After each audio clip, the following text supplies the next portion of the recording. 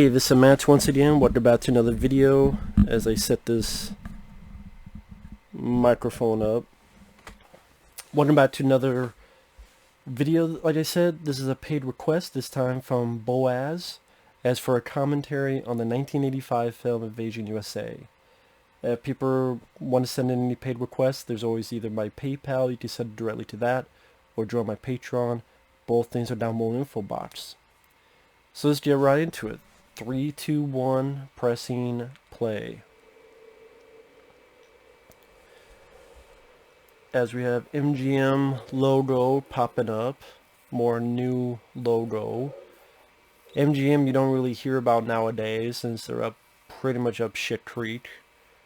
Canon Films, always love that logo. But I am a Canon Films fan.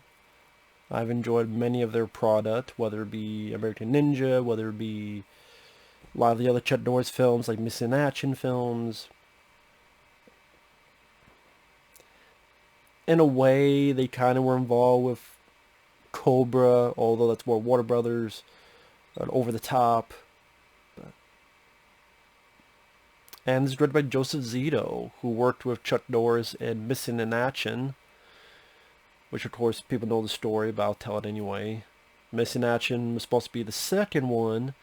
Missing Action to the Beginning was supposed to be the first one, but they thought the sequel was a better movie, so they said we're going to turn that into the first movie, and we're going to turn the first movie into a prequel. By this point, Chuck Norris was being successful. You had films like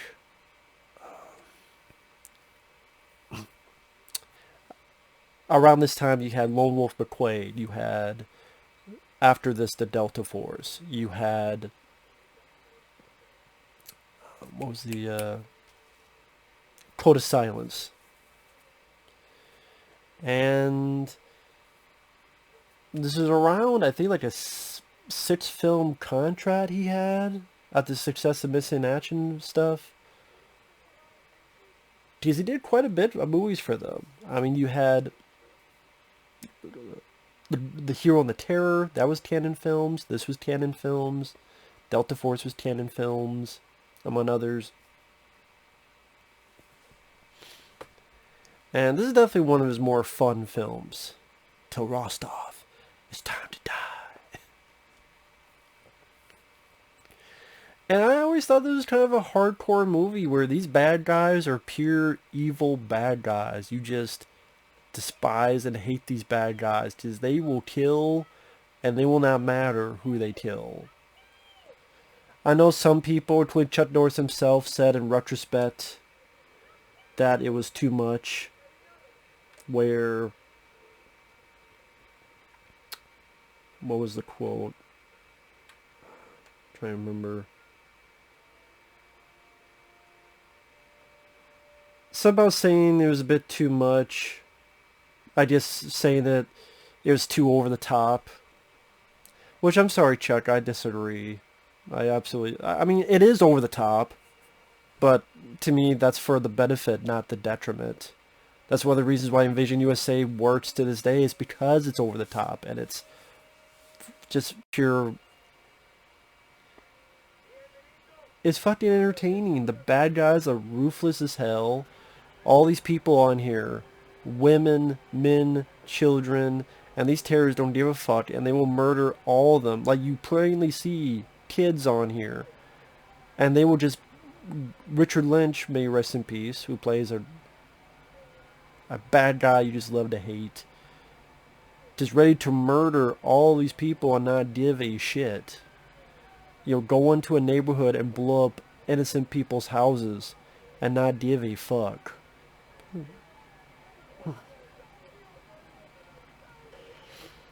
Just shoot people. Literally, just... I did not care. Just wipe everybody out. Not caring.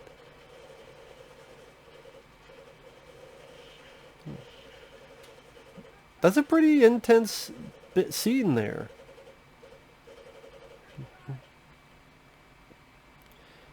It's not just a bunch of guys. It's women, children. Sadly, that's what would happen. If they're bad guys, they're not going to give a fuck. They're not going to give a fuck Why would they spare women and children if they're that evil? Sadly, makes sense to me. If they're that bad, no one is safe. It makes them more dangerous. Absolutely more dangerous.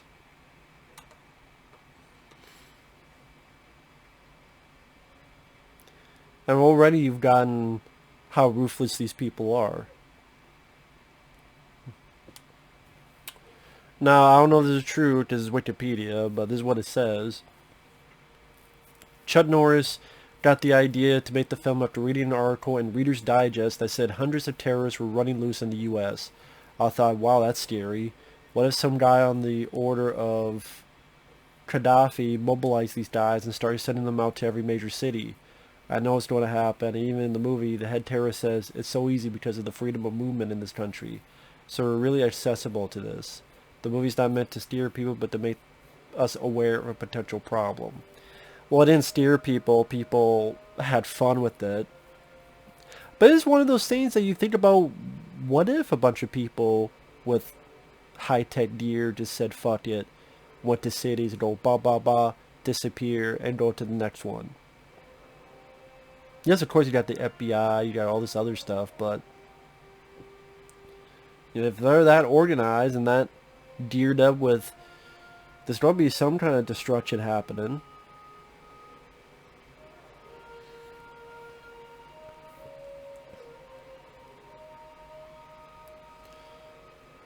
Of course, one of those airboats.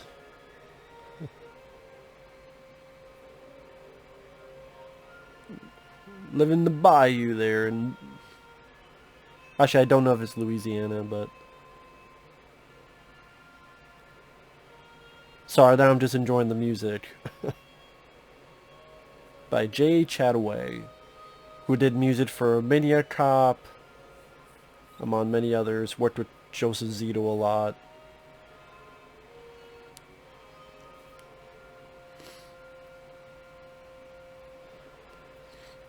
I just, Joseph Zito, he was a guy who started off making slasher films. He did The Prowler, and apparently the studios thought, wow, The Prowler was so good it could be a Friday the 13th film, so come do an actual Friday the 13th film. And so did Part 4, The Final Chapter. That was successful, which led into somehow getting into action films, and so did Missing in Action. That was successful, led into making this, Red Scorpion. He did, after Red Scorpion, Joseph Zito did not do a whole lot after that. I know apparently a lot of stuff was edited where a lot of story was edited. So as one person said, it was episodic where, boom, here's an event, the bad guys, Chuck Norris fucks them up. Here's the bad guys, Chuck Norris fucks them up. And in terms of story, it's flawed because, yeah, you do wonder how the fuck does Chuck Norris get from here to there? How does Chuck Norris know a bad guy's over here? Like, how did Chuck Norris know that the bad guys are ready to blow up a school bus? Chuck Norris just shows up. He just appears.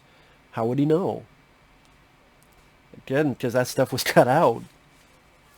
So, as a story, yeah, that was a detriment. As entertainment, it was fast-paced, it was entertaining, and it was never boring. So, there's the good and the bad side of that. Now, this reporter, apparently, Chuck Norris said he wanted Whoopi Goldberg.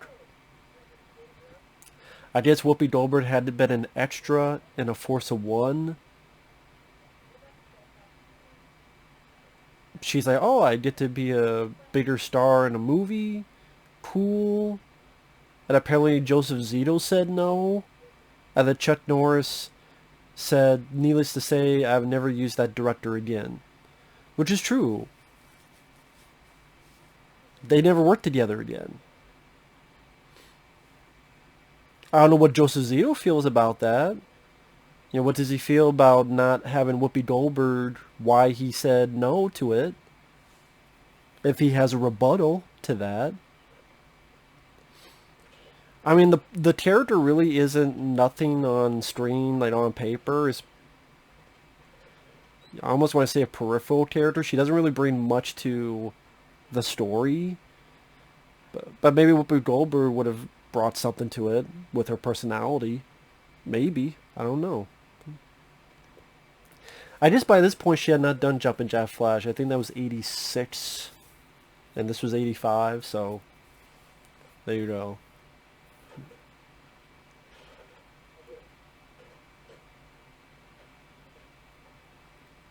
Of course, you know, a man's man, Chuck Norris, is wrestling gators. In the mud, in the muck. Gator wrestling. Well, getting gators into wherever the fuck they need to go.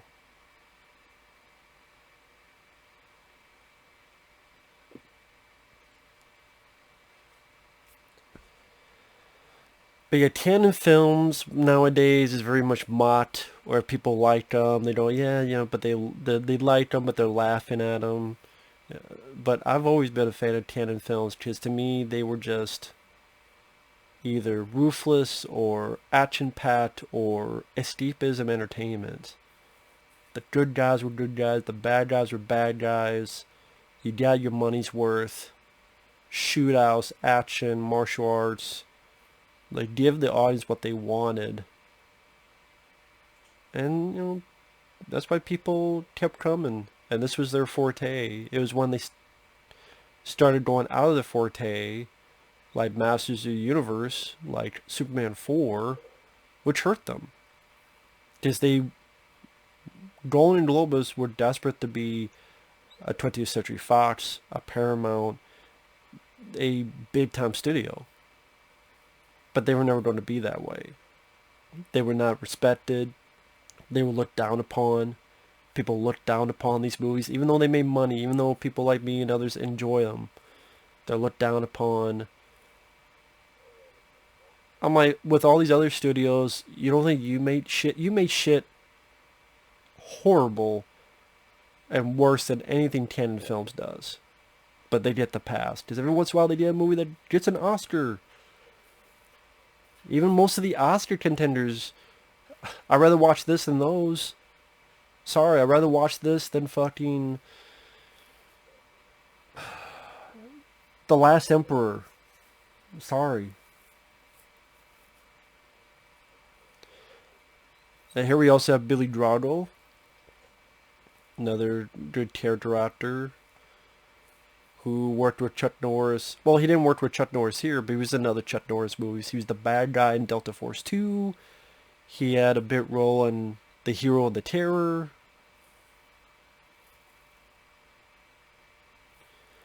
Other films he's been in, Tremors 4, episode of X-Files, Billy Drago, The Untouchables. So it's cool to have like Richard Lynch and Billy Drago. Sadly, Billy Drago's not in it much. But again, once again, how ruthless he is. Look at that. Slams it so it goes right in her nose.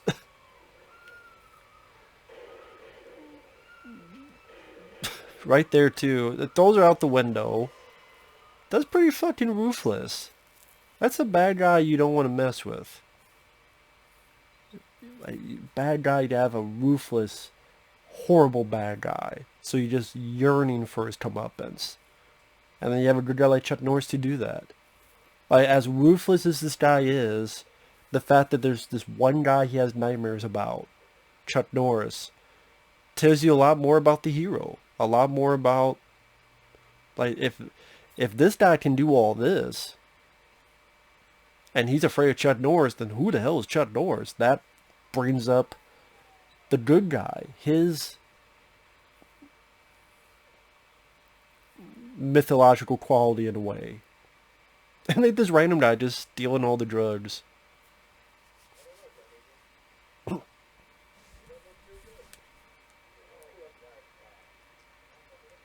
See.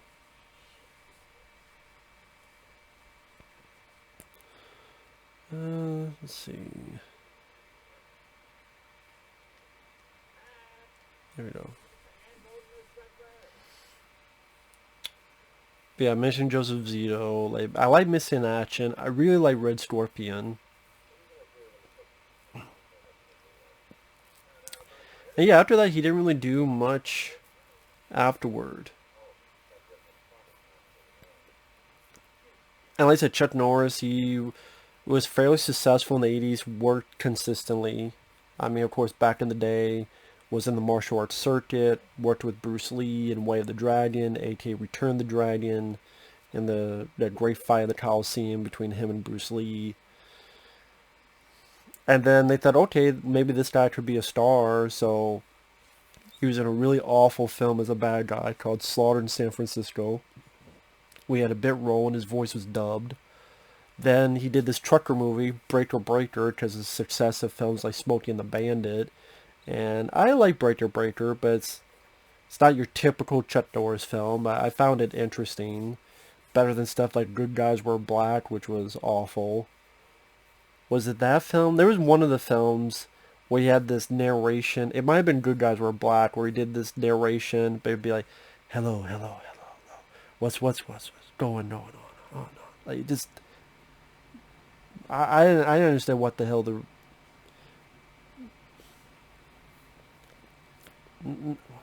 like repeat of the narration.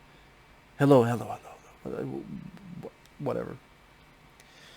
He did the Octagon, which I liked. A few others. Silent Rage, I think, is great. And the films were making a bit of money, but definitely Missing in Action was his. You could almost say that was his really big breakout hit. And then you had Lone Wolf McQuade, you had the Missing Action sequels, you had this film, Code of Silence, and more. Delta Force was a hit. And into the late 80s, him wanting to do something a little bit different. So you had The Hero and the Terror, which I do like. It's not as much action as other films, but it was an interesting change of pace. A little bit of a suspense horror to it.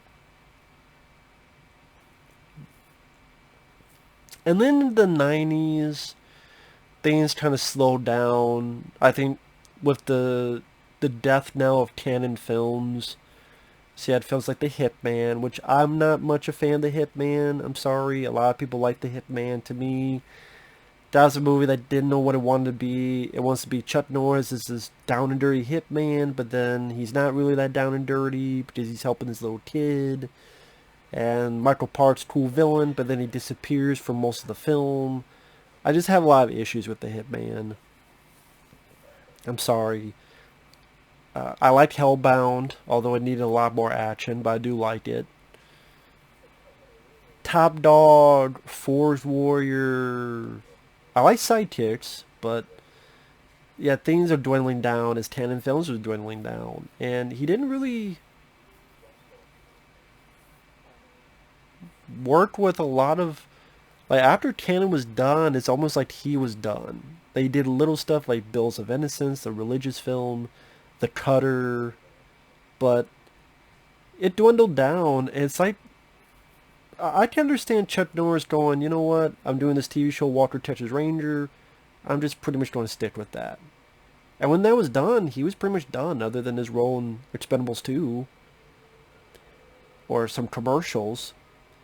And I can understand that. Because I think Chuck Norris knew, I'm too old for this shit now.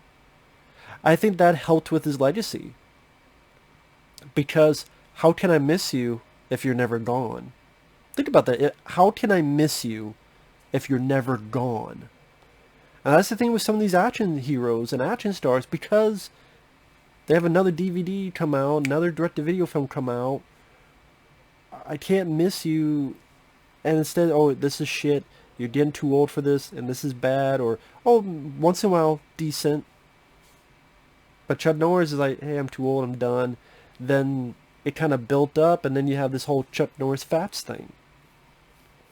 I don't know if that would come into play if he kept doing these direct-to-video films that showing more and more of his age, maybe needing more and more fight doubles, stunt doubles, like the Steven Seagal route, or now the Bruce Willis route. But in retrospect, I think it was the right decision. Yeah, it's sad we didn't get to see a lot more Chuck Norris films, but I think he knew, 70s and 80s, okay, but time was fleeting and kind of dwindling down. And instead of embarrassing himself with 15 shitty direct-to-video films, let's end it here. I think this is a very interesting idea. How many times do you have a villain have a nightmare about the hero? I can't think of many movies where the villain has a nightmare on the hero, like he thinks the hero is this boogeyman ready to kill him. And that's what this is. Like, it's time to die. Usually it's the hero have a nightmare on the villain, but they did the opposite.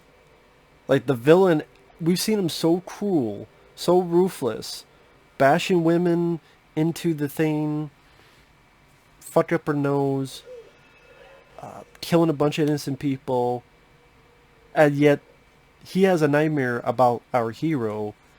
Our hero must be a badass then. See, that helps. And I like to see more of that. I love to see more of this ruthless villain being that scared, that worried about our hero. That just elevates the hero more and more. Because how many times do you know, well, the villain is so much better than the hero because the hero is bland. But now, wow, the hero is giving the villain's nightmares? There must be something to it. Kind of the John Wick thing. Like John Wick, people are scared of John Wick and they're worried about him. And that elevates the hero to almost a mythological aspect. Without needing tons of expositional dialogue. So I find that rather refreshing. It's a cool idea. And by the way, if you notice a sound effect later on, I am publishing a video as I'm doing this, trying to do both at the same time. So when that happens, it'll be like a ding. And if so, everyone, what the fuck is that noise? That's what it is.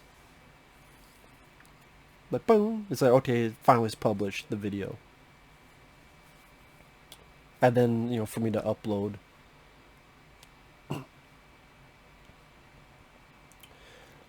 Apparently the film was given a $12 million budget, twice what Norris movies had normally gone before. Chuck Norris's fee was almost $2 million. Shooting took 10 weeks. The whole finale with all the tanks and stuff, firing, helicopters flying around. Apparently they all cost $5 million because you had to get all this real hardware. You know, it costs money.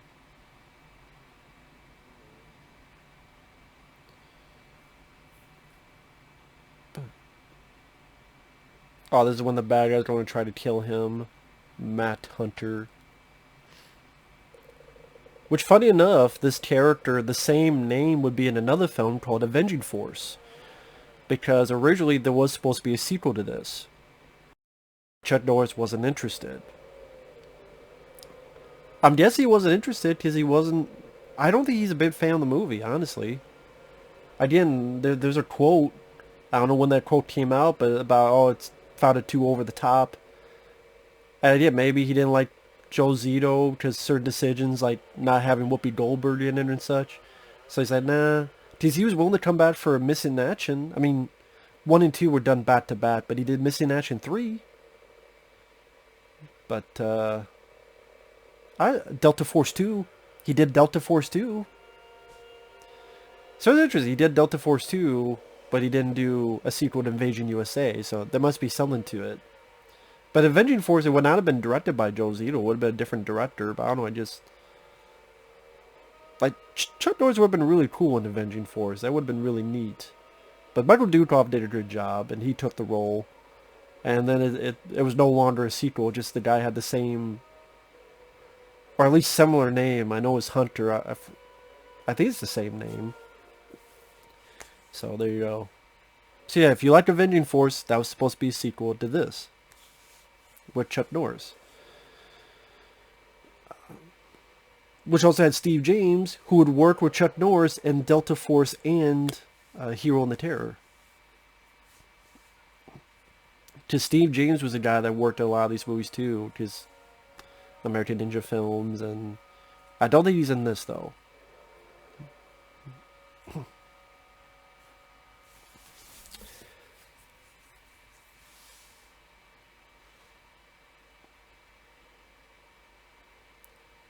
Nick of time. His buddy saved him without him knowing about it. At least a little bit nick of time. Oh, he got one. Nice squibs.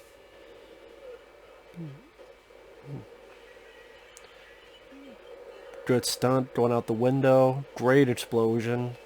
Back when you would blow up real shit. See, nowadays they do this explosion, but then it'd be like, add some CGI here, add some CGI here, add some CGI there, add some CGI smoke, and it just ruined the whole effect. So, it was all done CG. It's like, no, a lot of it was done practical. Or they would just do it all CGI, so. But that's why, real stuff holds up because it's real. You can't get more real than real. I don't know how many times I gotta say that.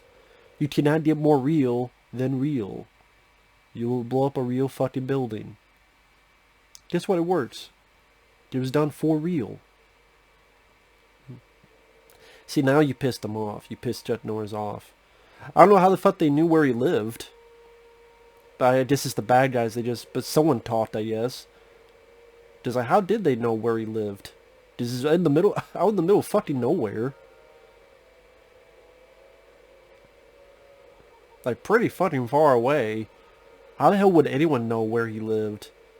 But I guess he had that one guy that went up to ask him for a job. I guess if he knew, then they knew. And they fucked up all his shit, killed his friend. Son of a bitch must pay. They must pay today.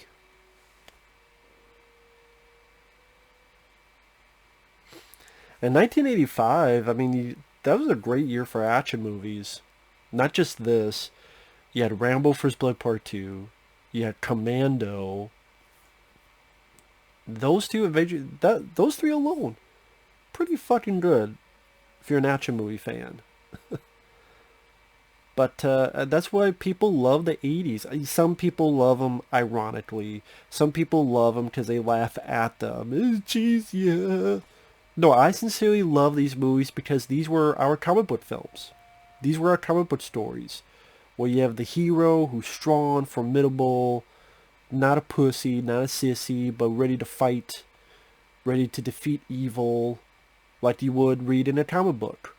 The strong person, female, Ripley and Aliens, Sarah Connor and Linda Hamilton, the Terminator, whether it be male, Chuck Norris, Stallone, later Van Damme, defeat the hero, the hero defeat the bad guy, go through turmoil, death of friends or family or property,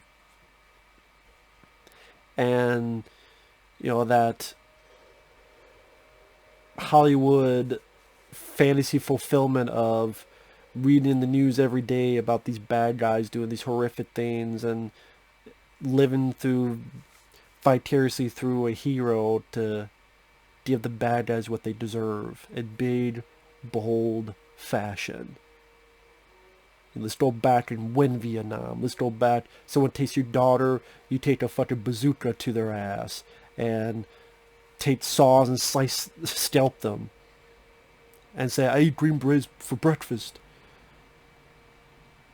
Get a fucking Uzi and just take care of things like Chuck Norris is going to do. You want to try to, these kids died. Oh yeah, well Chuck Norris is going to take the bomb and shove it up the bad guy's ass and let them blow up.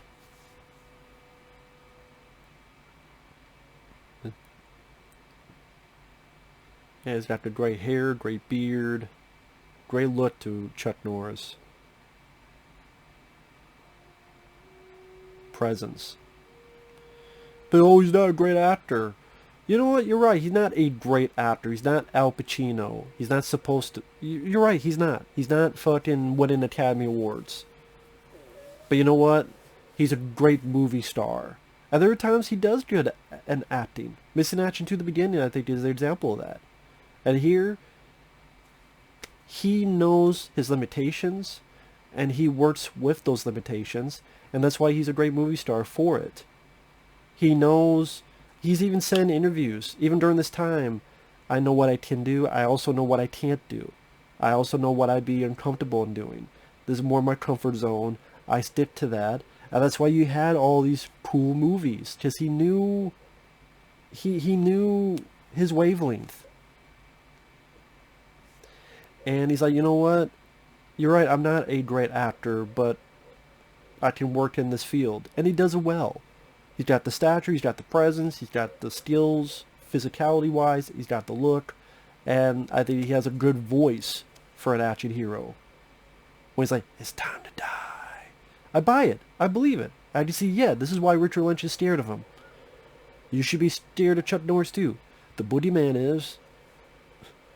When the boogeyman goes to sleep, he checks his closet to see if Chuck Norris is in there.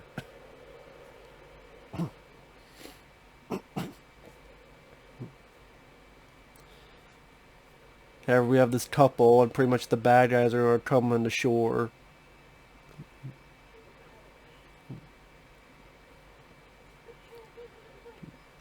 Then we'll come onto shore and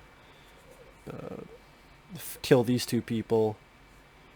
I was thinking, like, these are ruthless bad guys. They don't give a fuck who they kill, when they kill.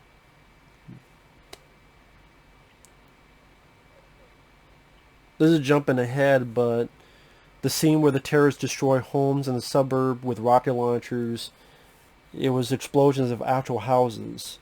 Hartsfield Jackson Atlanta International Airport was going to bulldoze an entire suburban neighborhood to extend a runway, so the filmmakers were allowed to destroy the existing homes.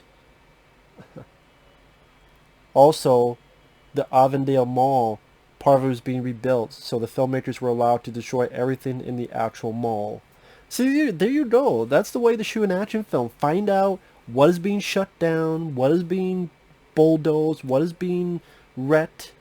We'll wreck it for you, but we could use that way. You get it wrecked like you wanted to, and we have production value. And with construction, there's always something fucking being torn down and built up again. What kind of gun is that? That's like a gun with a big fucking... Is that a scope on a handgun? It's like a handgun, but is it a laser sighting or a scope? I don't know.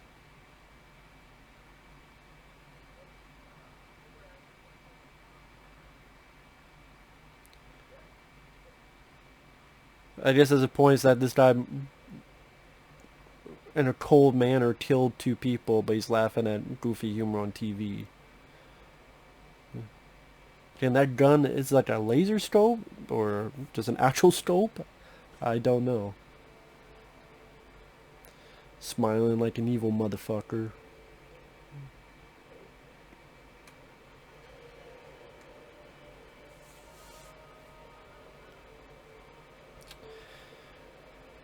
Now, this film, of course, did not do well with critics. Big surprise. Just to, well, to go through them. A lot of extras in this. Guns a-blazing. I know people say, well, this is ridiculous. Well, really, I guess with the Coast Guard, but they're not everywhere. I mean, if you had a shitload of people here, what if, what if they said fucking... What, you think the local cops are going to stop this?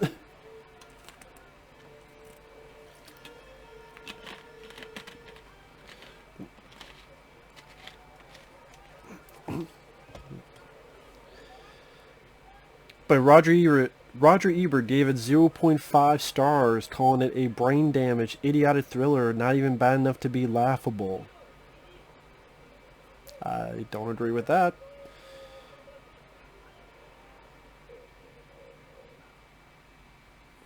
Vincent Canby of the New York Times says it's a wake-up America movie of a goofiness to make one lawn for the sanity and conviction of John Milius' Red Dawn. Chuck Norris seemed on the verge of becoming a kind of benign Clint Eastwood character, he loses all credibility in this awful film.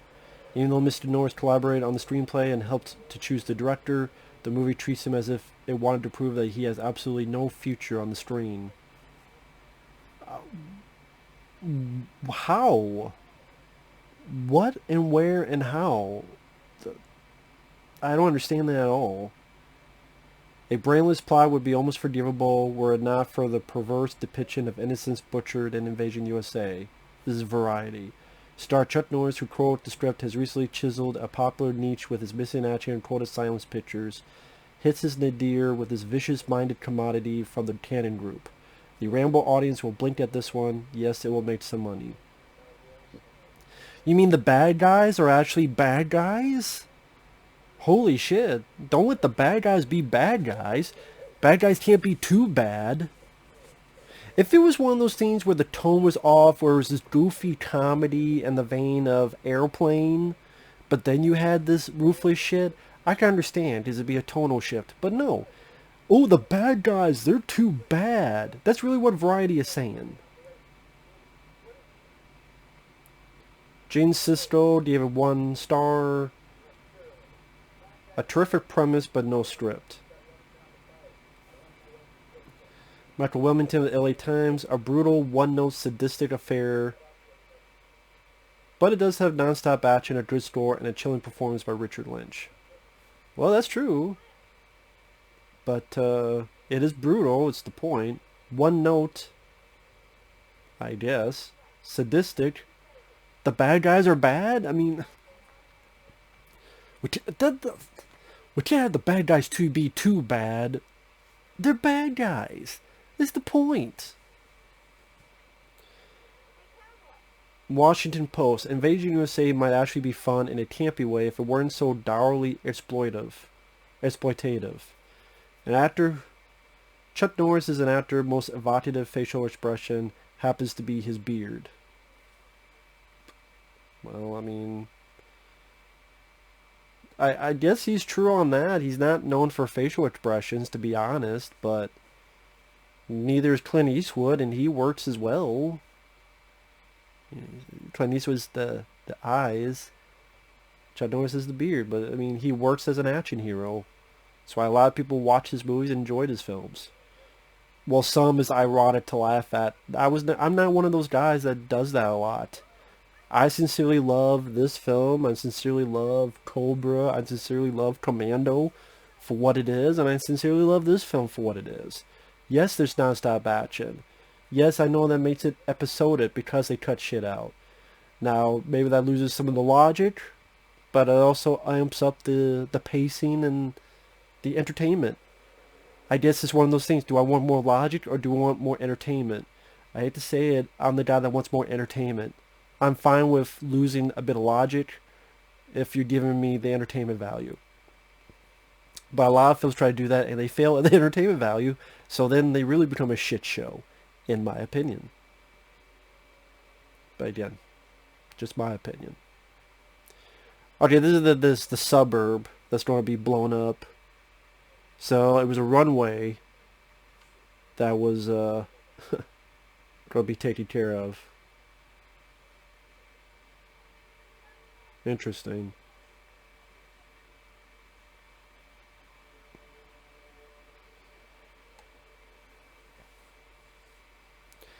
I always forget this was Christmas time too, this movie. It does take place around Christmas time.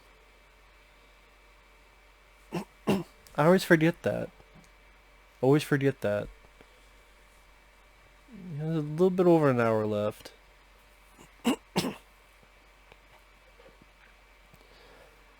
So yeah, this is supposed to be a runway. I mean, this neighborhood's going to be demolished for a runway and an airport, and they said, yeah, blow the shit up. Which is cool. And the fact of, you get your bang for your buck. It's kind of what people want in these movies. Like, holy shit. And the fact you get in frame with, you know, to show that it's not just a model shot. Like right here, you have your bad guy in the same frame as the building. Now, I don't know what kind of... So, let me ask you something for those who are into weapons. Don't you have to reload this thing each time he shoots?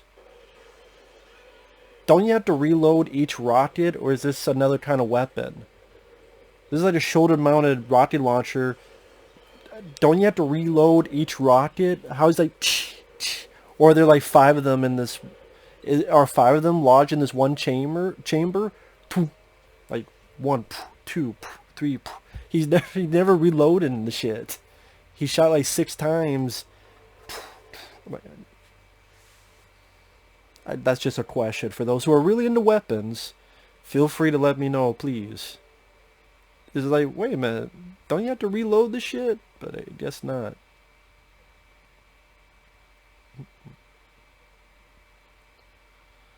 But yeah, just all these people murdered. Buildings explode. I think they show that the little girl is alive, though. I believe she might be the only one in her family, but yeah, I think. But yeah, this is wide shot. I mean, showing a whole neighborhood decimated. Yeah, there's the little girl. I think she's the only one, but I just is like, yeah, let's at least do that. We've been pretty ruthless this entire time. Let's at least give the audience that, which I appreciate. I mean, there's been enough ruthless shit. Don't kill the little girl. You killed enough people already. Here's the reporter again. Whoopi Goldberg would have been... But I wonder if Whoopi Goldberg did this, would she have done Jumpin' Jack Flash? Because you never know. And I love Jumpin' Jack Flash. In fact, I want to watch that again. I love Jumpin' Jack Flash. It's one of my favorite comedies. And I think it's hilarious film. I think that's the best showcase of Whoopi Goldberg's comedic performance. Acting-wise, Ghost. Comedic-wise, Jumpin' Jack Flash. Although I don't mind Sister Act and other stuff. Feudal Beauty, I don't mind.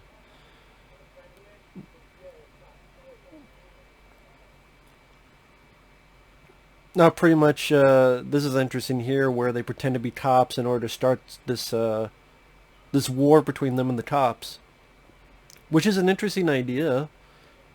I mean, pretend to be cops and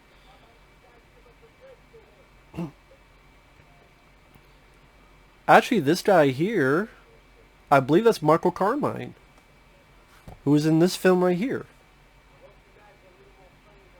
Yeah, he's DeJesus in this movie here, Leviathan. This guy with the spotlight on him. I don't know, is he on the back here? Yeah, he's right here actually. There's Michael Carmine. And there you go. Because then they're gonna try to kill the cops, the actual cops. Which I could see that happen today. People pretend to be cops, and then with especially how much people hate cops nowadays, if you pretend to be a cop and you do this, you could incite something. So, you know, and people say it's idiotic. I mean, I don't think it's that. Yes, there's certain things you go, how the fuck does Chuck Norris know this? How the fuck this stuff was cut out? But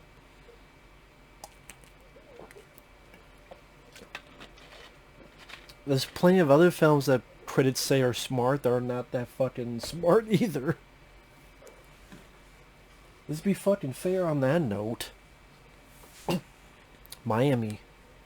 But Miami. You mean Miami? I know. Miami.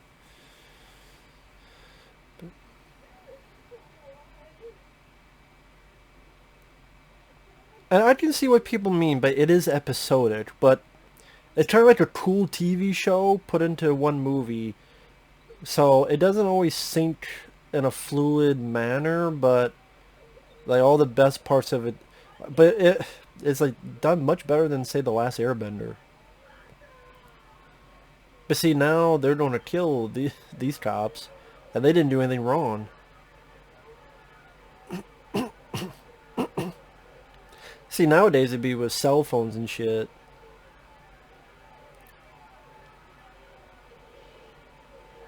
But back then, not the case.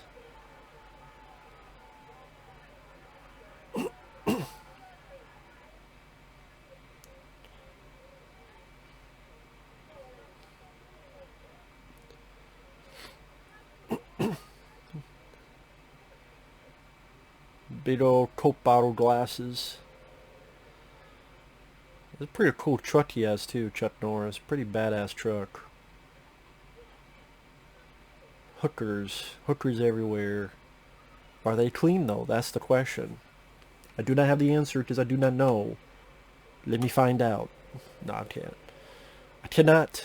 It's only a movie. It is not real. If it was real, I would find out and tell you and do a review. There you go. That's a YouTube... There you go. Someone do that. YouTube review show on hookers. How is this hooker? Make a review of that. How was her blowjob skills? Well, on the corner of April 7th and Wahlberg Street, she used a bit too much teeth, but her ball licking was good. But sucked in was a bit too much teeth. But in Miami, on the corner of Tejido Lane and Tatiti Drive, her dick sucking skills were impressive, and she even had a rim job to seal the deal. 5 out of 5 stars. The other girl, about 2.5 out of 5 stars. And you know what? Someone should do that for a joke. Just hooker reviews. There you go. Probably be against their policy, YouTube, but there you go. Hooker reviews. Who's the best hooker? Chuck Norris. He does not give a fuck. Breaks the glass right in his own hand. Don't fuck with Chuck. If he don't punch you, his beard will. Now I wish I had a bunch of those Chuck Norris fats. Like, I had a computer, I could just do that.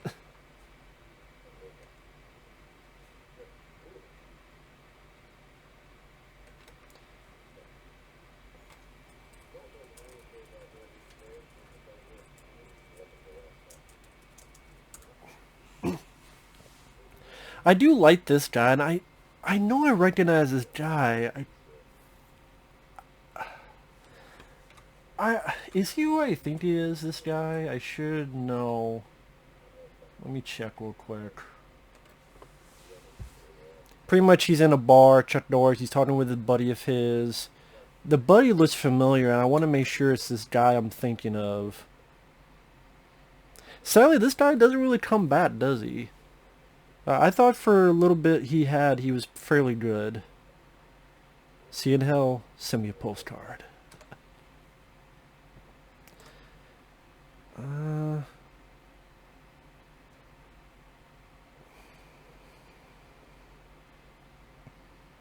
I don't know. I swear I recognize that guy, though. I don't know. It's not pulling up on Wikipedia. Maybe he was too small of a role that they didn't put him in there. But, now this guy's Eddie Jones. He's been in a lot of stuff, Eddie Jones here. Who plays one of our cops here. He's definitely one of the guys you go, wait a minute, I recognize this guy. Where else has he been in? Usually as like a police captain or some kind of sort of that nature.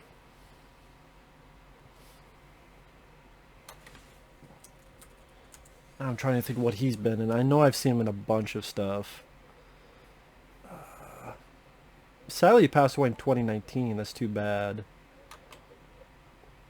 That's right. He was in that TV show, The Invisible Man, which I liked. He was the head honcho, head of the agency in The Invisible Man. That's where I recognize him from.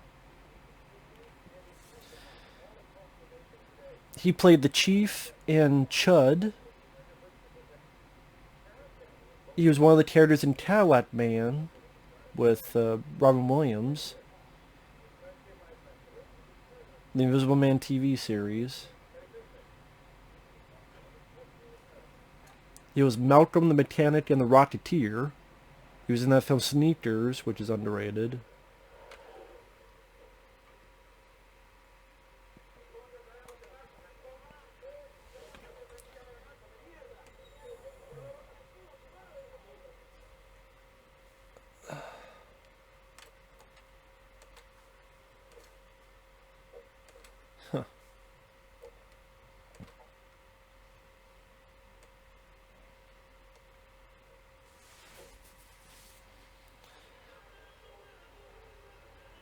Okay, yeah. We're not there yet.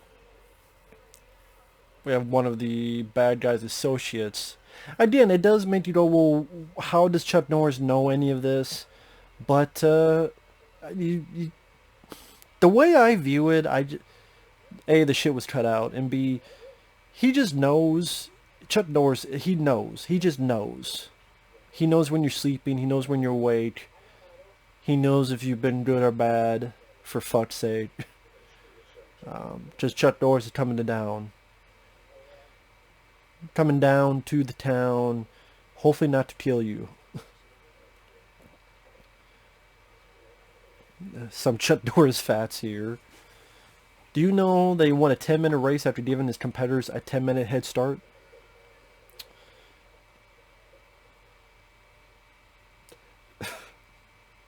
Do you know Chuck Norris threw a grenade and killed 50 people? And then it exploded? You know Death once had a near Chuck Norris experience. He can kill two stones with one bird.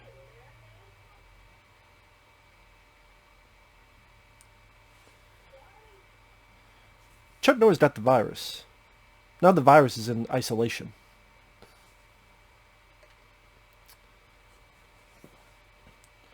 You know Chuck Norris went to a feminist rally and came back with his shirt ironed, holding a sandwich? Look at that, just stabbed him right in the hand. And yet, Tom Savini actually had a little hand in the effects in this, because he worked with Joe Zito on The Prowler, on Friday the 13th, the Final Chapter, later on Red Scorpion. In Red Scorpion, the bit with Dolph Lundgren and the needles are going through his arm, that was Tom Savini's work. Here, little stuff like this. If you come back in here, I'm going to hit you with so many rights you don't beg for a left.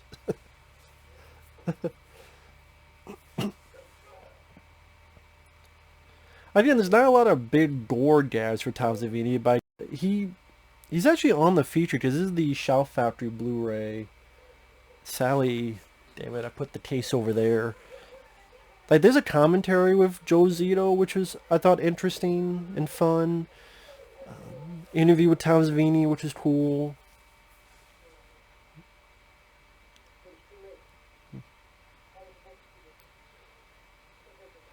But,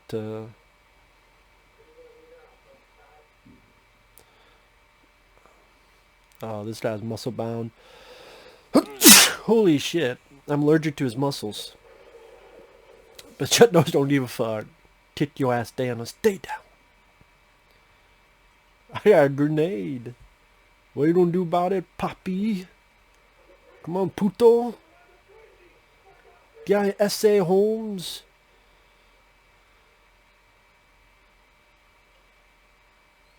You better hold on tight to this, or you ain't gonna like it.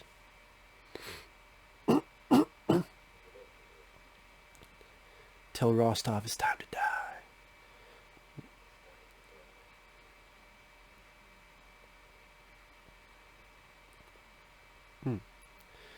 Now, when you have a grenade like this, are you able to throw it? Or as soon as he lets go, it would explode? Oh, he does. Oh, he does throw it. Oh yeah, because he tells Rostov and Rostov kills him. It's been a while since I've seen this. I don't remember every aspect. Oh, here's the mall. Really cool. Again, I always forget this is a Christmas movie. So yeah. I mean, there's a lot of action films that take place around Christmas. Die Hard, of course. Die Hard 2. Cobra. Because there's a Christmas Toys R Us commercial that Cobra watches while he's cutting pizza with scissors. Actually, when he's cleaning his gun. It's when he's cleaning his gun and when he's doing that. Which I think is after he cuts his pizza with scissors. This is a Christmas movie. I Come in Peace. Merry fucking Christmas. That's a Christmas movie. Of course, Lethal Weapon. Long Kiss Goodnight. Quite a bit. Really pretty cool. I mean, it's interesting. Not a lot of action films that take place like on Halloween, which would be interesting, or because Halloween, I guess, horror, Christmas, the time of innocence. the comparison of the time of innocence with horrific acts of violence makes it maybe that and more particularly horrific. But like here, you could ask a lot of logic questions. With the little bit of info he got, how does he know who this person is, what he looks like, what the bag looks like? How would Chuck Norris, of all of these hundreds and thousands of people in this mall, how would Chuck Norris be able to find if that's the case? Because later on he'll be driving in, but I guess I'm just assuming too much. You don't know why I'm assuming too much? Because Chuck Norris can hear sign language. And he does know Victoria's Secret. Okay. Do you know Chuck Norris counted to infinity twice? Chuck Norris is the reason Waldo is hiding. Brett Favre, Tom Brady, these guys may be able to throw a football over 50 yards. Well, Chuck Norris can throw Tom Brady even further. Chuck Norris, when he enters a room, he doesn't turn on the lights. He turns the dark off.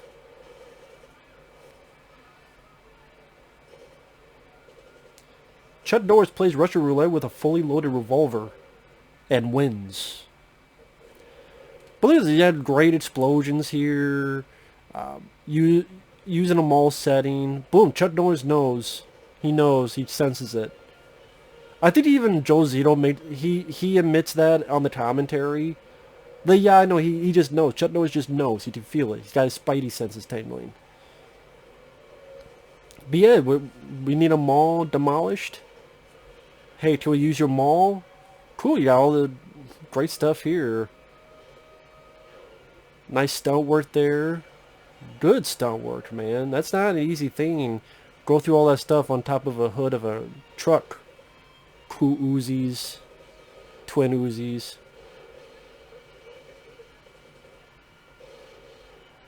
Yeah.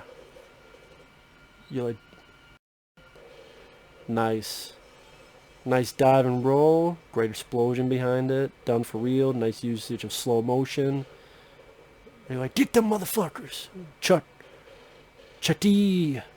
Get the motherfuckers, Chutty. See, Chutty would be afraid of this Chutty. See, this Chutty is the most dangerous Chutty of all. Not Child's Play. This Chutty is the most dangerous of all. This Chutty would make Child's Play Chutty his bitch.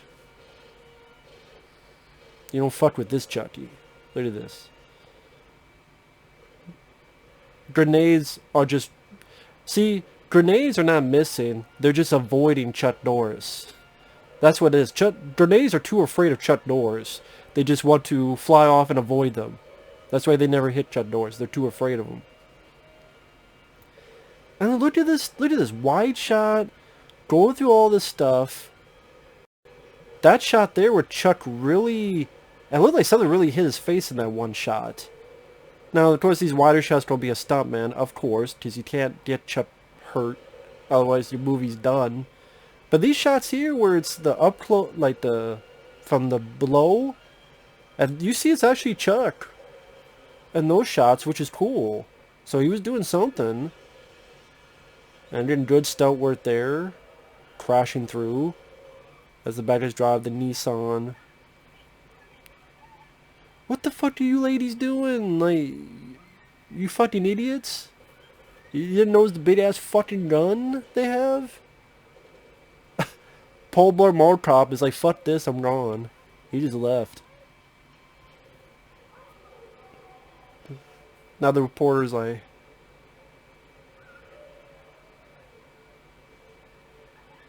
this is my favorite piece of the score.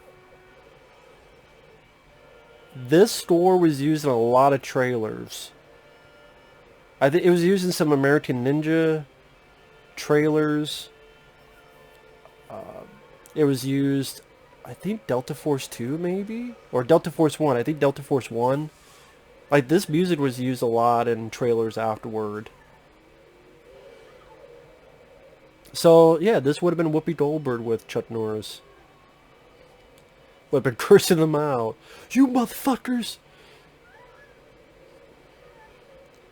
Tit his ass, Chud. You tit his fucking ass. Okay? And you come over here and won't tit your nuts into get lodged into your fucking nostrils.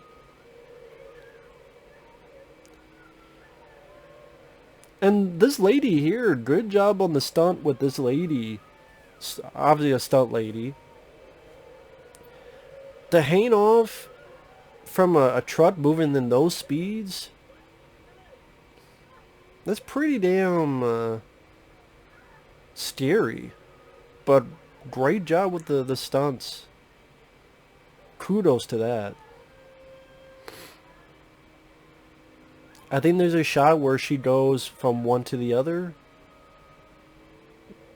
Yeah, this shot here. Oh, not yet. Getting closer.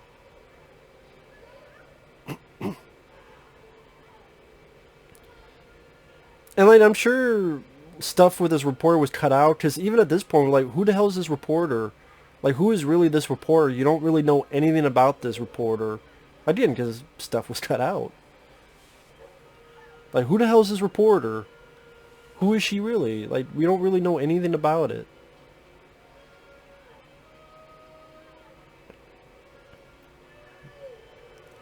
And it's one of those things like where, like for example, 10 minutes before we had these guys pretending to be cops, kill a bunch of people. What did that really lead to? Well, not too much, and then we're going to this scene. But again, if it's fun, if it's entertaining, if it's badass, like that, there you go, I'm fine with it. I'm fine with it. You wanna know why I'm fine with it? Just Chuck Norris can strangle you with a cordless phone.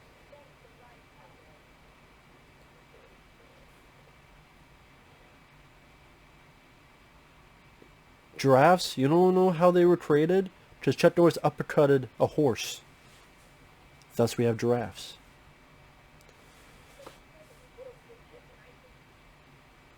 Chuck Norris does not cheat death. He wins fair and square.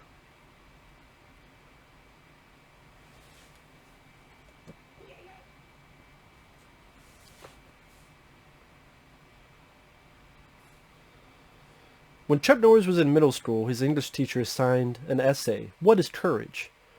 He received an A+ for turning in a blank page with only his name at the top.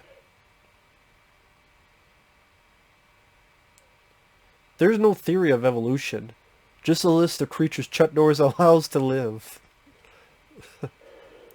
He loves shooting people in the crotch, don't he? He loves crotch killer. He's crotch killer. You know how Steven Seagal had that cock puncher in the Onion movie? This is a crotch killer. He loves shooting people in the crotch. I'm sure he's going to shoot Chuck Norris in the crotch if he has his way. Loves shooting people in the dick.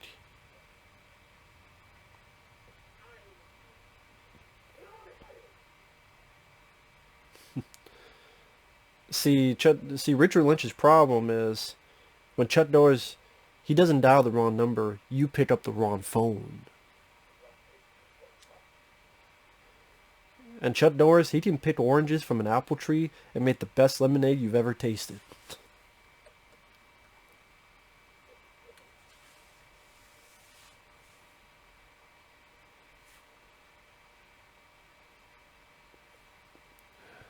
See, what these guys don't know is who they're dealing with. They're dealing with Chuck Norris. You know, he has a diary. You know what it's called? The Guinness Book of World Records. This is the guy that can stand at the bottom of a bottomless pit. And when a zombie apocalypse happens, Chuck Norris doesn't try to survive. The zombies do.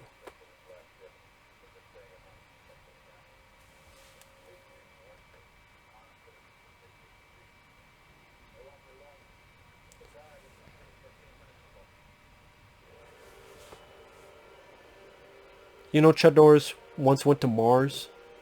That's why there's no signs of life.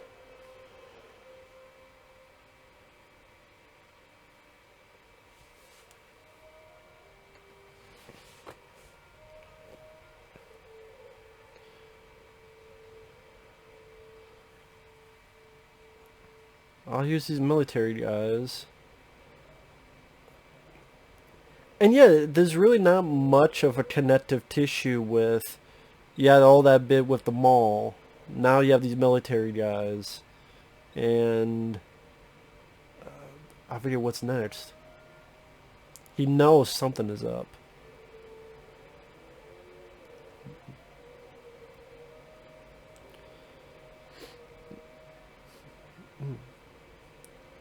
See, I think with that look, it's like he knows something is up.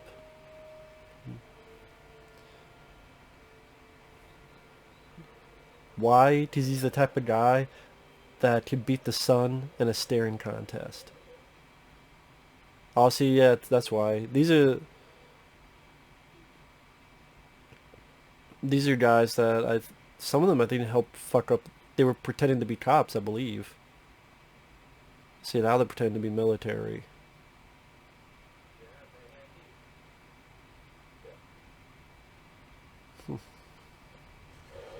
Nice shot.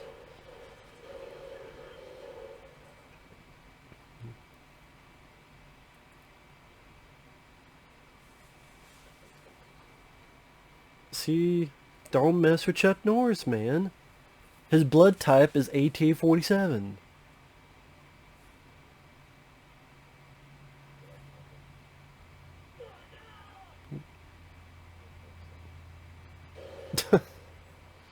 See, that's why people are afraid of Chuck Norris in this movie. You should be too.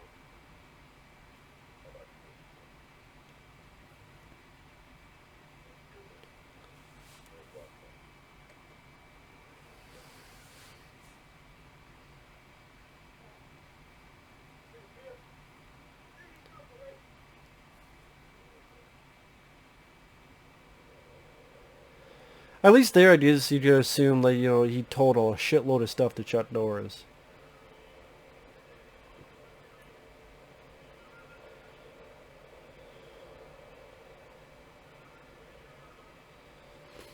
Chuck Norris was once charged with 3 attempted murders in Boulder County, but the judge clearly dropped the charges because Chuck Norris does not attempt murder. MC Hammer learned the hard way that Chuck Norris can touch this.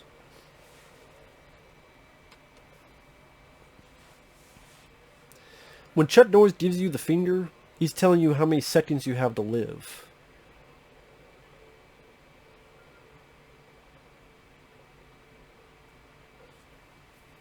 Chuck Norris can speak Braille.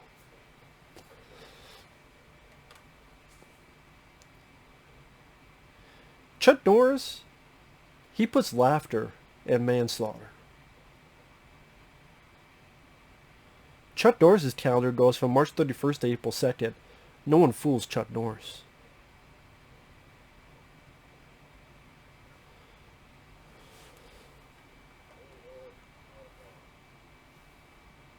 Chuck Norris can cut a knife with butter. When Chuck Norris was born, he drove his mom home from the hospital.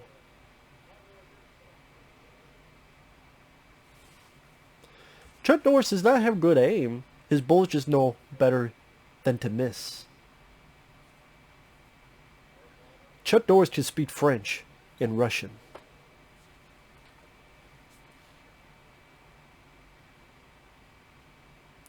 A bulletproof vest wears Chuck Norris for protection. Chuck Norris once bowled a game, a perfect game with a marble. Chuck Norris doesn't wear a watch. He decides what time it is.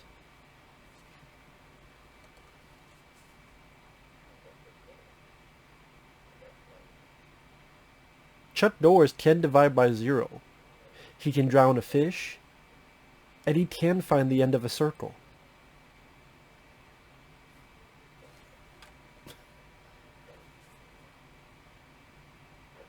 Chuck Norris once walked away from a fight with 2 broken ribs and a dislocated arm.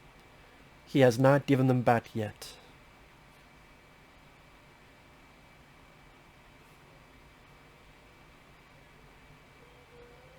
Chuck Norris once climbed Mount Everest in 15 minutes. 14 of them, he was building a snowman at the bottom. See, now these motherfuckers, like, they're ready to kill and blow up a church. And Chuck Norris ain't having that. Especially now, when Chuck is more religious, he definitely wouldn't have that. And I think that's the appeal of this movie. For a lot of people, including myself.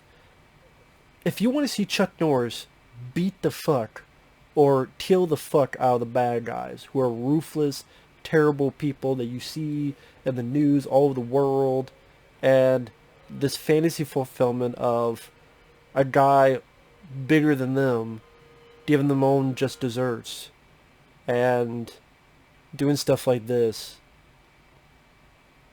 as if he's the boogeyman against the bad guys. Didn't work, huh? Here you go. Didn't work, huh? Whoops. No, it will.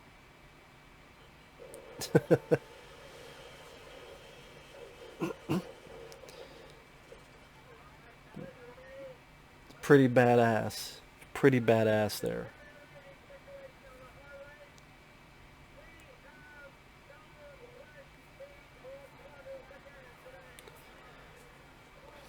God, this is prevalent in today. We have no fresh meat. We have no this and that.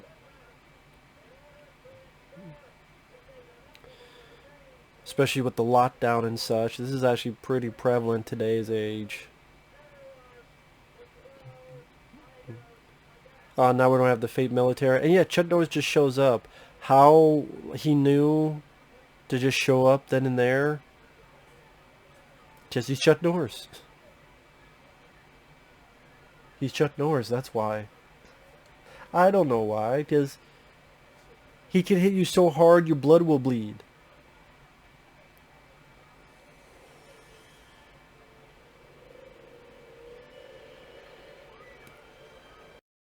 Just ready to kick the ass and wipe them out.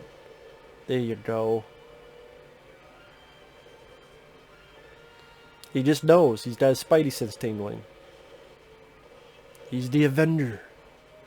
The lone Avenger. See, you don't need the Avengers. See, that's the problem with Infinity War. All they needed was Chuck Norris.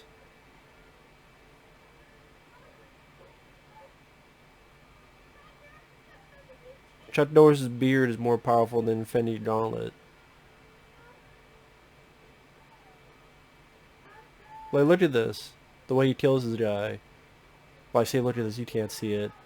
But it's like, right behind him, boom! Makes him shoot himself.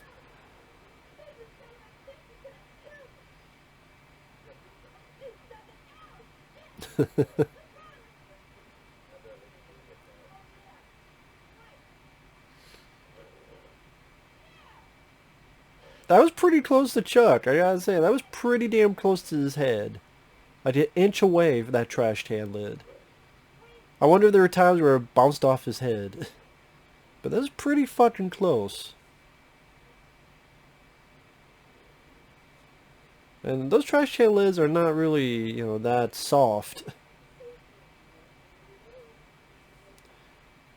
See, like, there's episode 1, the thing with the church. Here's episode 2, the killing the fake military guys. Here's episode 3, saving the school bus of kids.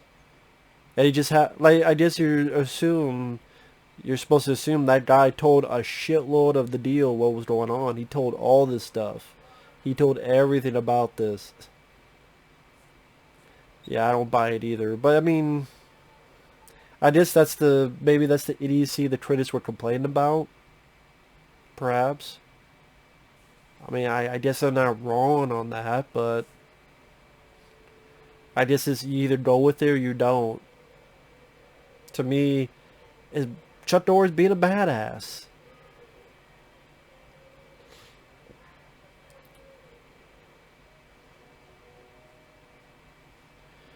The original title for Alien vs. Predator was Alien and Predator vs. Chuck Norris. The film was canceled shortly after going to pre-production. No one would pay $9 to see a movie 14 seconds long.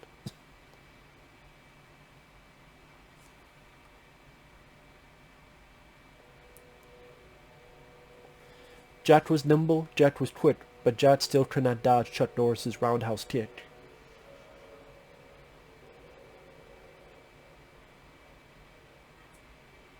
If you spell Chuck Norris wrong on Google, it does not say, did you mean Chuck Norris? It simply says, run while you still have the chance. Chuck Norris is the only man to ever defeat a brick wall at a game of tennis.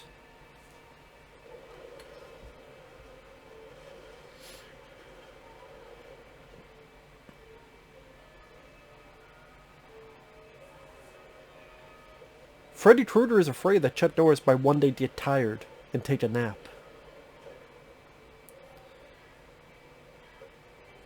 See these sons of bitches putting the fucking bomb in there with a timer. Which I don't know why they would want a timer. They don't need a timer if they don't go that the far away. Technically they don't need a timer on it. Because, you know, why would you have a timer anyway? Wouldn't you just put it on there, get far enough away and go... But whatever. Kind of weird they have a timer now I think about it.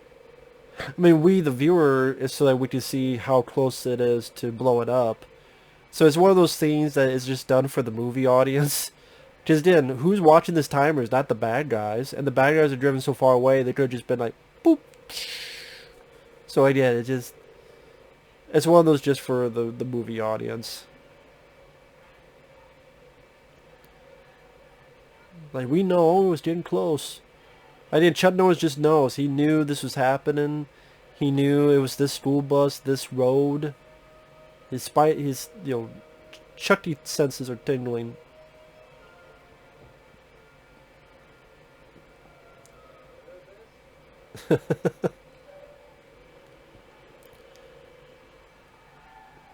Bye-bye, dumbass. Pretty fucking cool. Now... Oh yeah, this is like, something happened here. There was an explosion. There's one he could not get to. His Chucky senses were not tingling in this area. I think there was something like either they filmed this, maybe not. I don't know why I keep thinking they filmed this and they cut it out. I think there's something on the commentary about that. I don't remember. Don't remember. Huh.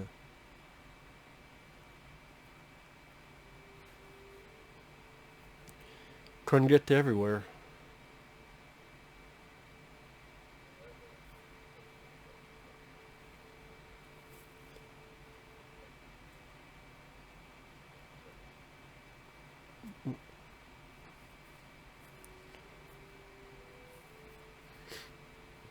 Yeah, some people died.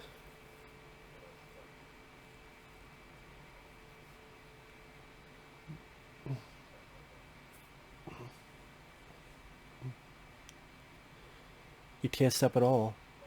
Raw stuff, kid. I'll find them. Son of a bitch must pay. You will do it.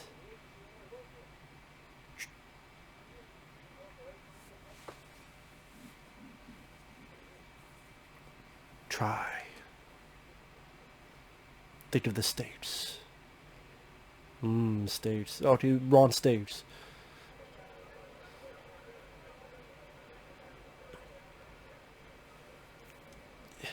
Yeah, they have this big cooperation where, yeah, they do this fake out. They arrest Chuck Norris.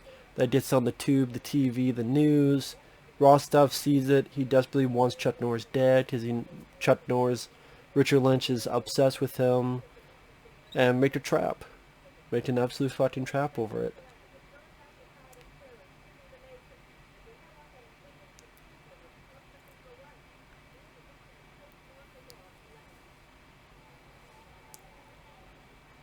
I think that's Earth versus the Flying Saucers, I believe.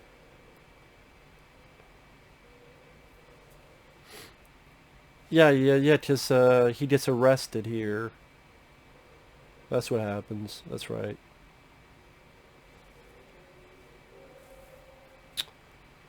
Yeah, it's this whole fake plan, this ploy to get a plan for Rostov.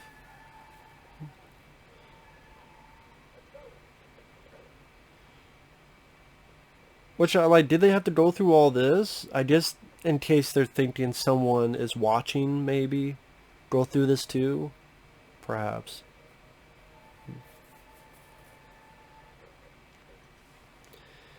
But yeah.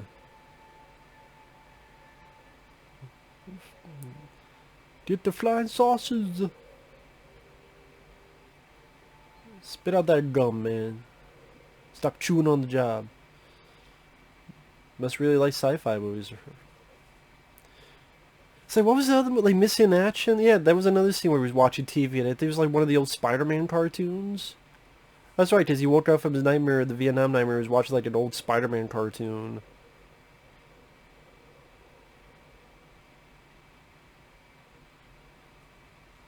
Wasn't this? Yeah, it wasn't the '60s. It was. I think it was the '80s Spider-Man cartoon. One of those.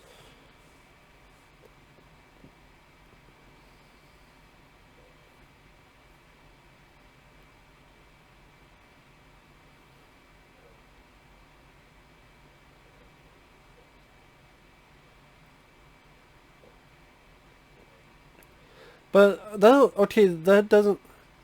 If this is all part of a plan, why is Eddie Jones telling this stuff? Who else is going to hear it? Like Eddie Jones is telling this stuff to Chuck Norris. If this is all part of a plan, who's going to listen to it? Who's going to hear it? Unless they think the bad guys are listening then, but they're not. So again, it makes you go, well, who? Eddie Jones is telling this for what reason? Just for his shits and giggles? Because he's in character for this big ploy to fool Richard Lynch and all these other guys?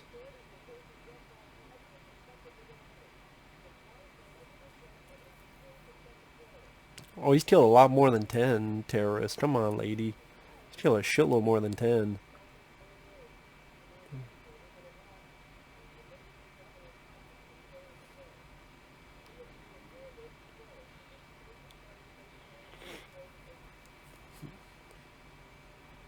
Sorry, now I'm just watching the film. You wonder why? Because Chuck Norris plays dodgeball and the ball dodges him.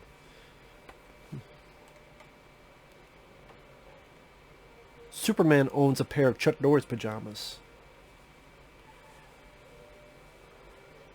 Police label anyone attacking Chuck Norris a code 4511, a suicide. Chuck Norris can delete the recycling bin.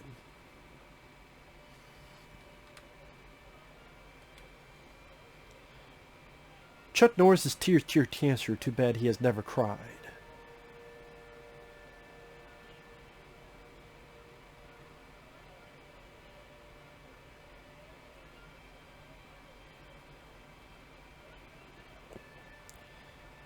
And what was going through all the minds of all Chuck Norris's victims before they died? His shoe. Or his fist. Or his beard. But, man, like, yeah, all these helicopters in there. Like, real helicopters. Not fake ones. Not CG ones. Like, it's definitely a big production. Oh, shut up. Stupid thing.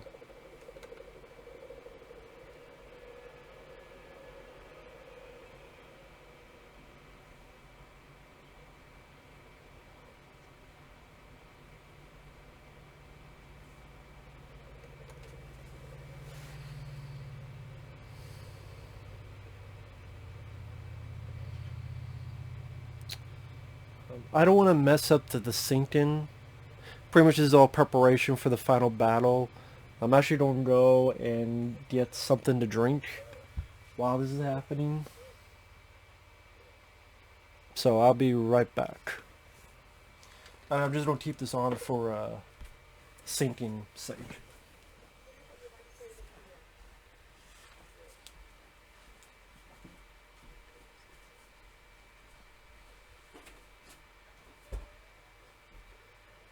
So when the grass stops, it's time to die.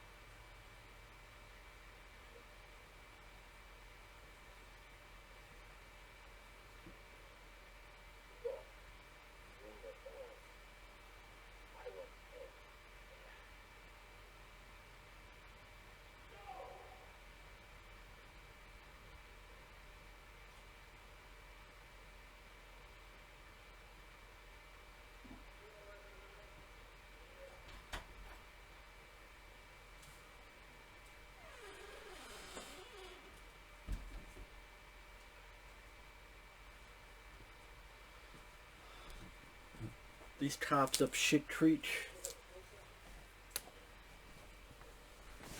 These poor cops in up shit creek. They ain't gonna make it. And we got 26, 36, 40. Yeah, about 20 minutes. That's with the end credits. Ooh, that's a big fucking hit. Like, just like that. Yeah, Richard Lynch, he just like, fuck it. Everyone's gonna die. Put them all here. Which is very stupid on Richard Lynch's part, but that's the point, is that he's too obsessed, and that leads to his downfall. Leads too much into his downfall by doing this.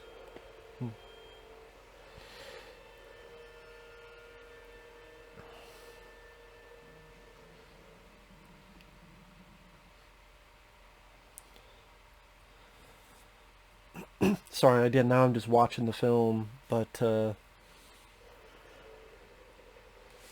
look into Invasion U.S.A. Like, what did it do box office wise, which I'm not 100% positive.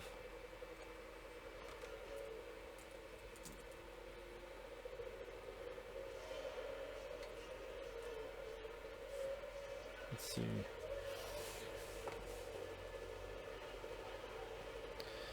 Atlanta armored car, okay. Got barricades here.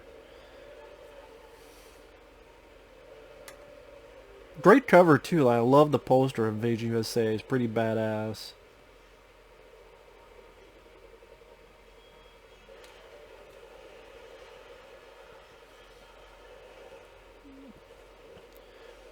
Chuck Norris later said some sequences were a little too much. You see, when you're making a movie, it takes over 5 months. Not until you bring it down to an hour and a half do you see what you've done. It was just too much, unfortunately. Which, I mean, that's too bad.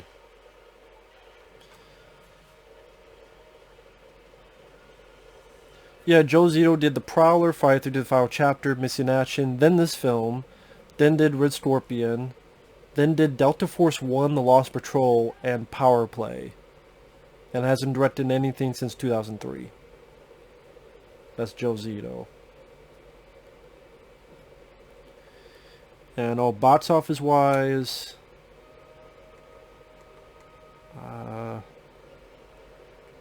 I guess about 17 million, which probably deemed a disappointment because they spent quite a bit more money, 12 million. It only made 17 million. Plus, what percentage did they actually get between the theaters and what the studio gets? Because they have split with the theaters, so they don't get all that money.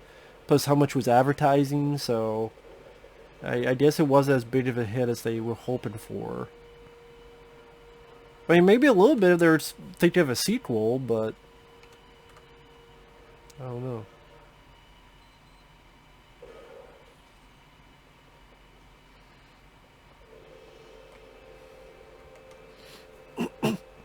And you got real fucking tanks here. Like, look at that. You got real fucking tanks. Real helicopters. Pretty big production here.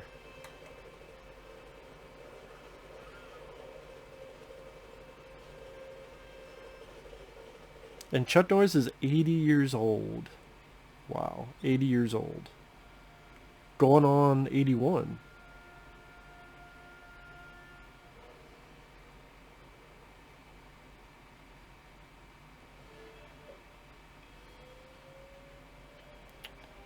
Let's see. Ooh, nice.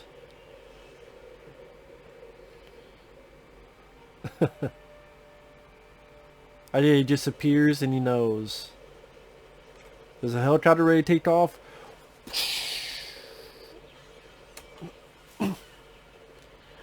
Those poor cops that got killed earlier, I mean, they didn't get saved from this plan. Were they sacrificial lambs to the slaughter? But here, it's all empty. It's empty. Chuck Norris will take care of these guys. Look at all these fucking tanks. Look at all that. Holy shit. Into a U.S. fucking city, man. Not easy to get all this stuff in there.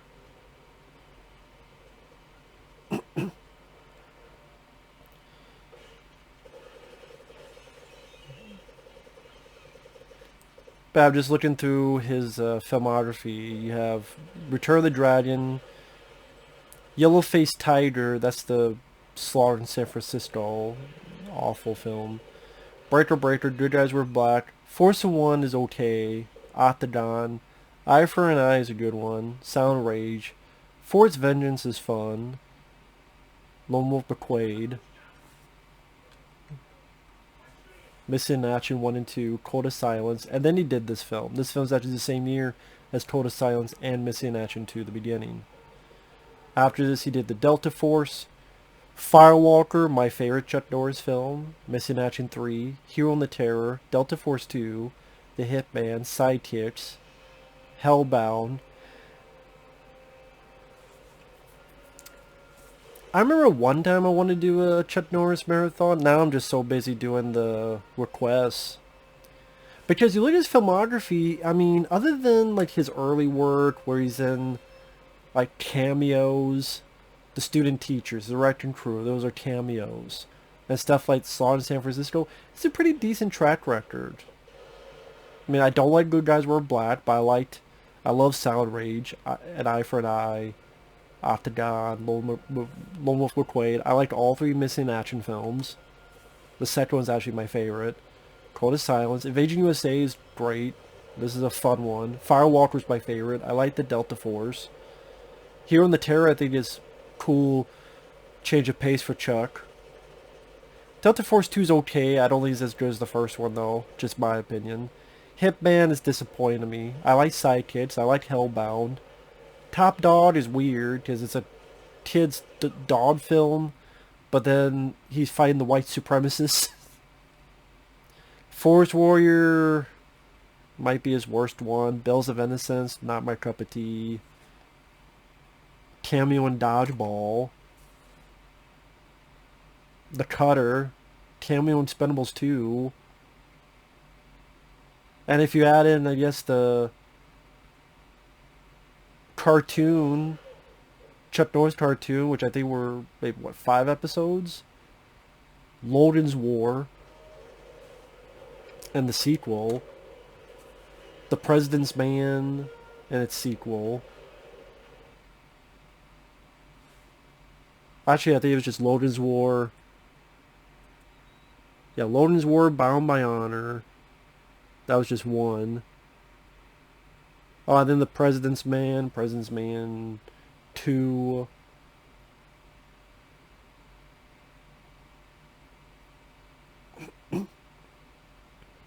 I guess he was on an episode of Hawaii Five-0 in 2020.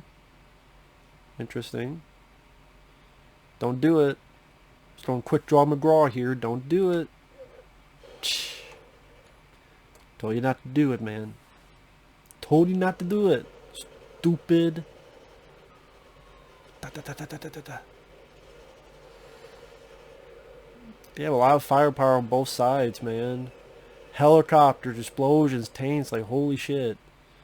I like the fact this takes place in this office building. It makes it, because usually it's in a factory Down and Dirty Factory or something. But the office building, just a more unique,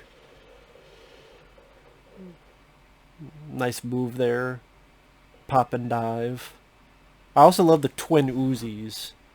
I love that. It makes unique compared to Rambo, compared to Stallone. Makes him his own. You know, the twin Uzis. Because you don't have many other action stars having the twin Uzis like that.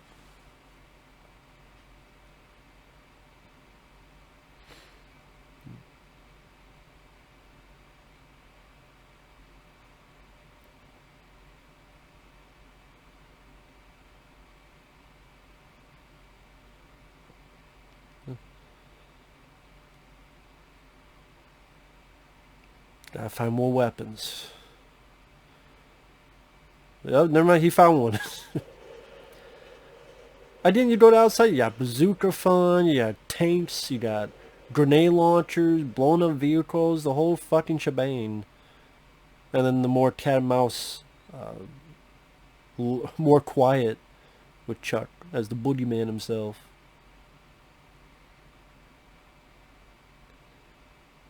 See, Chuck Norris don't need to see in the dark. He's got night vision. When he was born.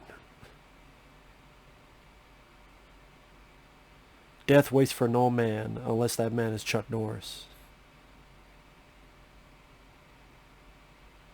Chuck Norris is not doing a push-up. He's pushing the earth down. Chuck Norris does have a third fist, and it's in his beard.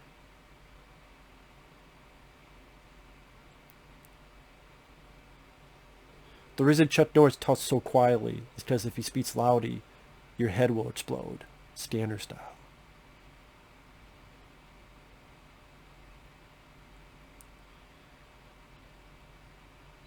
The reason hurricanes happen is because Chuck Norris blows his nose just too hard.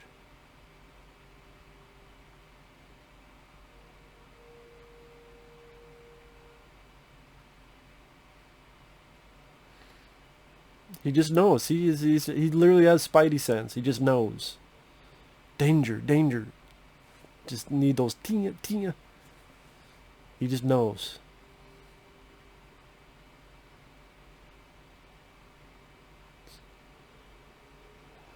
Yeah, you don't try to surprise Chuck Norris.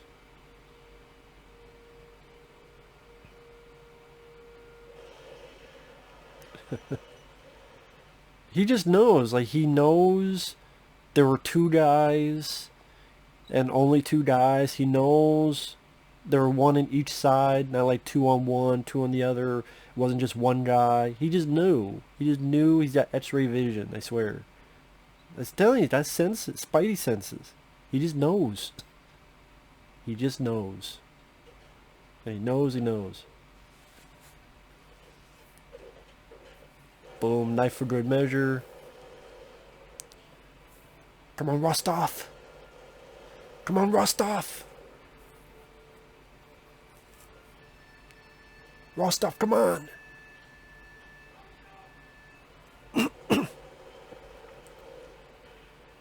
Your ass is grass, Rostov. Rostov. Your ass is grass, Rostov. Rostov, it's time to die. You motherfucker. You ain't got shit, Rostov. You ain't got jack shit. Da da da da da da da da da. Some bitch must pay. $2. But yeah, it's like I said, it's a sad thing. Well, I mean, it's not sad, but it's just they don't make movies like this anymore. Why would they? Because they're deemed silly. They're deemed stupid. They're deemed ridiculous. They're deemed cheesy. So bad's good, or so bad is bad. They don't like these kind of movies. They deem them laughable. They deem them ridiculous, silly, stupid. People sit down to laugh at it as if it's Mystery Science Theater 3000. if they do make it, it's either very tongue-in-cheek, because they wanted to get that crowd. See, we're funny too. We're laughing with you. Or, they're not really big fans of it legitimately. Legitimately, legitimately liking them for the purpose they were made. People don't do that except some folks like me.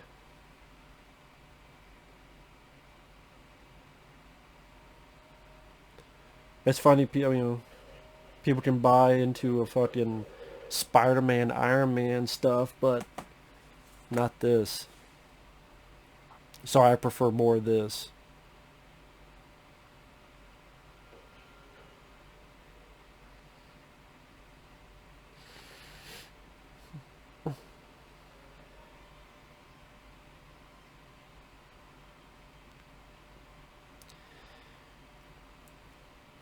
It's a hardcore action film that's bigger than life. I miss that stuff. You don't get that nowadays.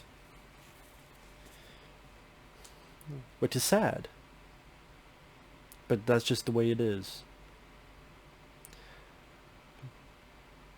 I've got another rocket launcher.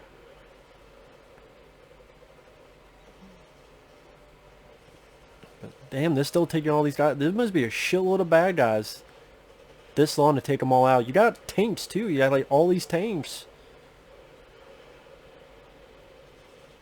With all these tanks, you'd be able to take them out.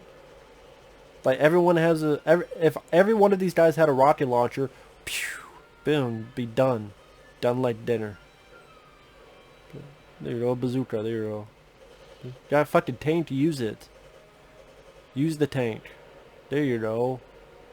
And again. And again.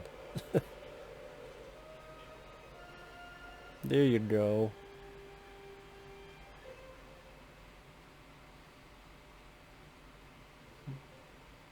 Yeah, earlier Richard Lynch had this type of gun. He never reloaded. He shot like 6 times. Why does he do that? Or does he need... If he did that, he would need to reload this time.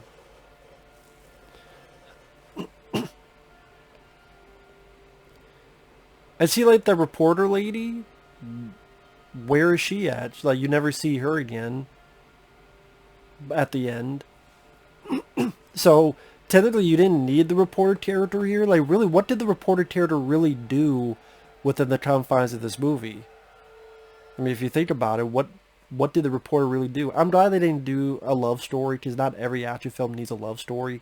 In fact, there are many films that are... A love story is in the way. I do think that is a lesson. And I'm glad this film didn't do that. Maybe the original script maybe had it, but not this.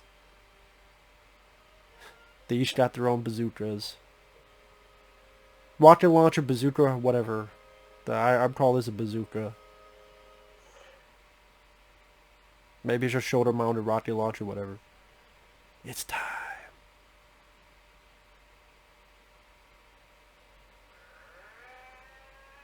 Boom. Kind of like Charles Bronson did in Death Wish 3. Blow up the bad guy with a fucking bazooka. And it's over. And that's it. You want to go out in a bang? No, that's a bang to go out with. See, that's why you don't invade U.S.A, because Chuck Norris lives here. And you will be sorry.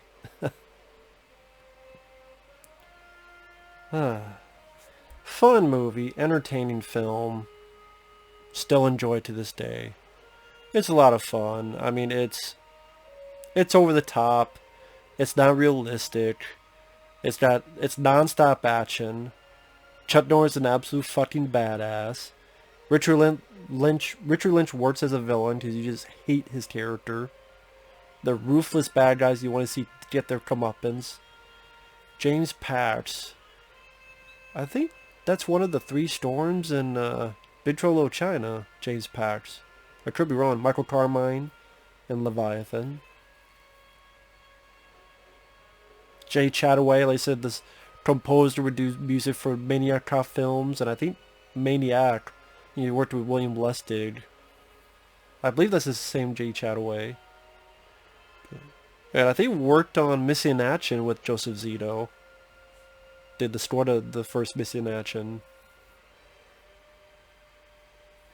That's why it has a little bit of an inkling of the Missing in Action score, but still being its own thing.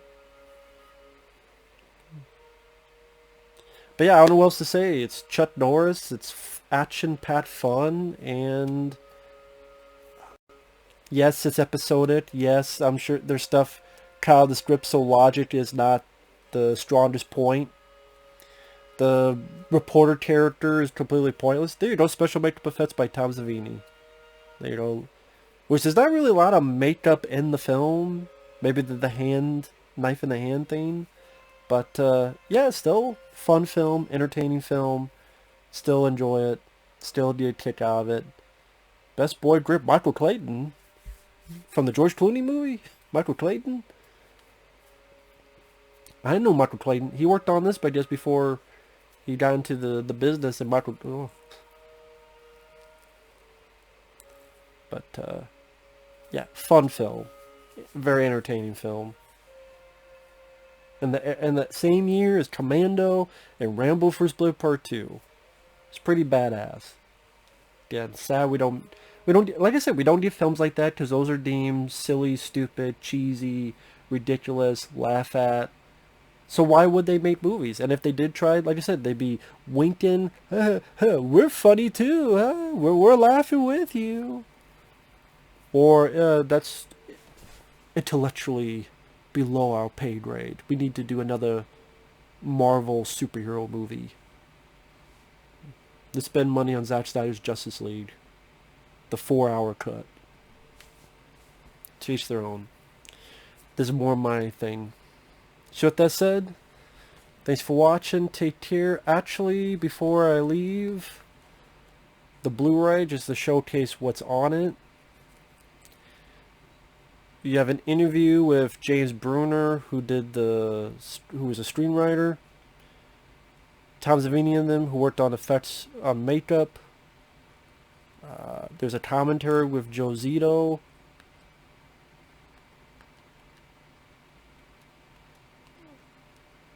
Trailer, T-Spot, Still Gallery, and a trailer for Missing in Action 3. Because the same company released that on Blu-ray, so... yeah, there you go. So thanks for watching. Take care. We'll see you guys later. Bye-bye.